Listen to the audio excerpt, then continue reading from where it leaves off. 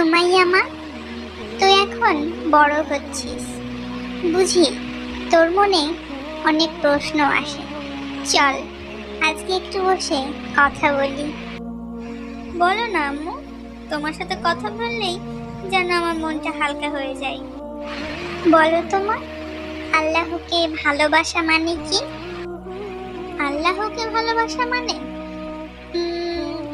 আল্লাহকে ভালোবাসা মানে হলো নামাজ পড়া, রোজা রাখা, এইসবই।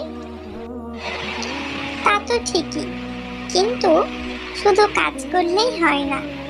আল্লাহকে প্রকৃত ভালোবাসার মানে হলো তার দিকে ফিরে যাওয়ার জন্য মনকে তৈরি করা।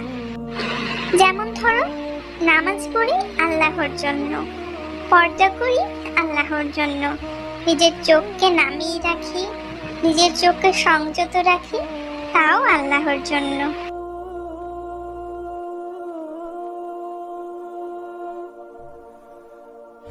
আম্মু, তোমাকে একটা কথা জিজ্ঞাসা করব কি? হ্যাঁ মা, অবশ্যই জিজ্ঞাসা করো। জানো আম্মু, পর্দা নিয়ে মাঝে মাঝে খুব দ্বিধায় পড়ি। সবাই বলে যে জামানাটা বদলে গেছে, এখনো কি হিজাব করাটা জরুরি আম্মু? মা, জামানাটা বদলেছে ঠিকই, কিন্তু আল্লাহর হুকুম কি বদলেছে? আল্লাহ কুরআনে স্পষ্টভাবে বলেছেন, হে নবী, তুমি মুমিন নারীদের বলো তারা যেন তাদের পর্দা বজায় রাখে। আম্মু, তুমি তো সারা জীবন পর্দা করছো, কি অনুভব করো তুমি? পর্দা আমাকে রক্ষা করেছে, শুধু মানুষের নয়নে না, আল্লাহর দৃষ্টিতে আমি অনেক বড় হতে চেয়েছি মা। আমার সম্মান, আমার পর্দা। হিজাব শুধু একটা কাপড় না, এটা আমার সম্মান, এটা আমার ঈমান, আর এটা আমার আত্মসম্মান।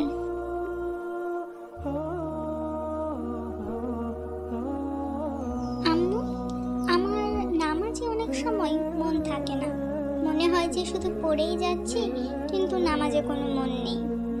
মন না থাকলে নামাজে কোনো দোষ হয় না আমার, চেষ্টা না থাকলে দোষ হয়।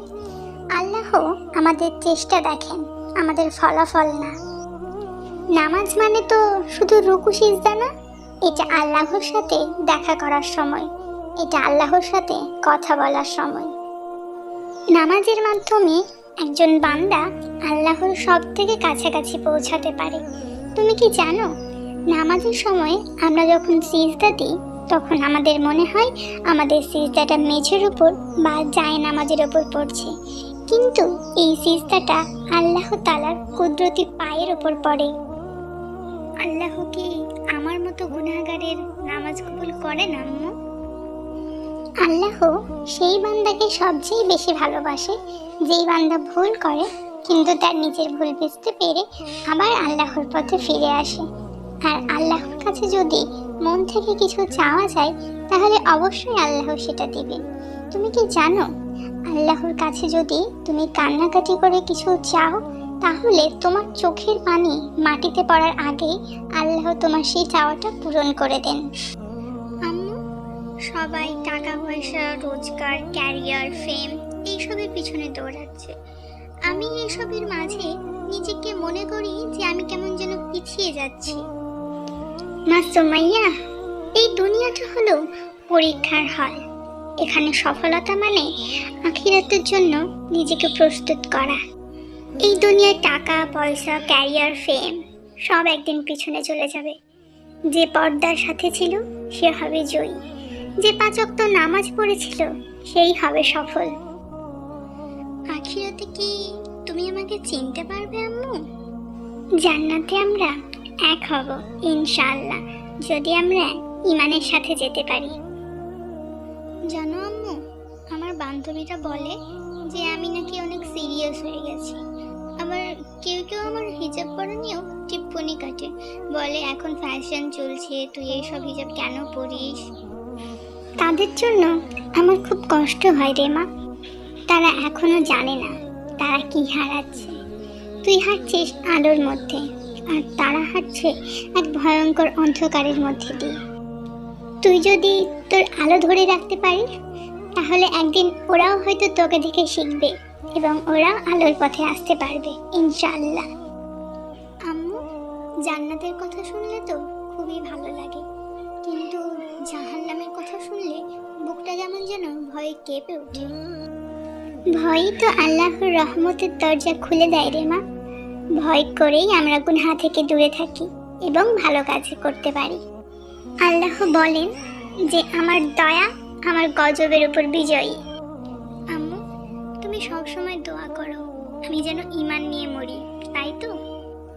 হ্যাঁ রে মা, আমি শুধু একটাই দোয়া করি, হে আল্লাহ, আমার মেয়েকে আপনি হেফাজত করুন। আমার মেয়ে যেন ঈমানের সাথে মরতে পারে এবং আমি যেন আমার মেয়ের জান্নাতে তার সঙ্গী হতে পারি। আমিও দোয়া করি আম্মু, আমি যেন তোমার সাথে জান্নাতে থাকতে পারি। মা আর মেয়ের এই আলোচনা খুব সাধারণ, কিন্তু এই সাধারণ আলোচনার মধ্যে লুকিয়ে আছে অসাধারণ ঈমানের সোনালী আলো। তারা কিছুই করল না, শুধু কথা বলল, কিন্তু সেই কথার প্রতিটা শব্দে ছিল আল্লাহর দিকে ফেরার আহ্বান, যা একজন মানুষের ঈমান আরো মজবুত করতে পারে।